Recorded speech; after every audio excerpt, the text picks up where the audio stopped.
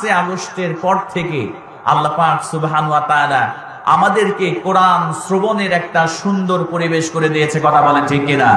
আমার মুসলমান ভাইরা, এই বাংলার জমিনে প্রাণ খুলে আলেমদেরকে কোরআনের কথা বলতে দেওয়া হয় নাই। কথা বলেন ঠিক কিনা?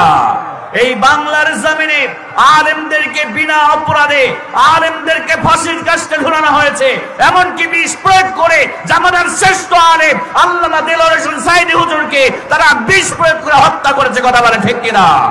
এজন্য আল্লাহ, আমার প্রিয় ভাইরা, আল্লাহ পাক সুবহানাহু ওয়া তাআলা যে সমস্ত মানুষেরা আল্লাহর কোরআনকে বন্ধ করতে চেয়েছিল, আল্লাহ পাক সুবহানাহু ওয়া তাআলা তাদেরকে এই দুনিয়া থেকে এক কাপড় দিয়ে বাংলার জমিন থেকে তাদেরকে মামুবাড়ি দিল্লি পাঠিয়েছে। কথা বলে ঠিক কিনা? এজন্য আমরা এখানে আসতে পেরে খুশি নাকি বেজার? বলেন না, খুশি নাকি বেজার? যারা যারা খুশি দু হাত তুলে আল্লাহকে দেখায় দেন। লিল্লাহি তাকবীর, লিল্লাহি তাকবীর।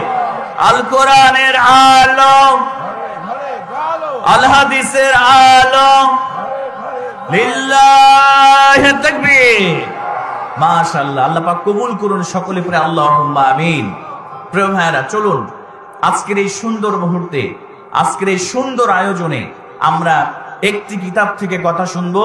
সবাই একটু আওয়াজ দিয়ে জোরে সোরে বলতে হবে সেই কিতাবের নাম কি? জোর হলো না, আরেকটু জোরে বলেন না। আল কোরআন। আরেকটি প্রশ্নের উত্তর আপনাদেরকে এখন দিতে হবে, সেটা হচ্ছে, প্রিয় ভাইরা বলেন তো দেখি, আল্লাহ পাক যে কিতাব দিয়েছে, এই কোরআনের মধ্যে কি কোনো ভুল আছে? এই কোরআনের মধ্যে কি কোনো সন্দেহ আছে?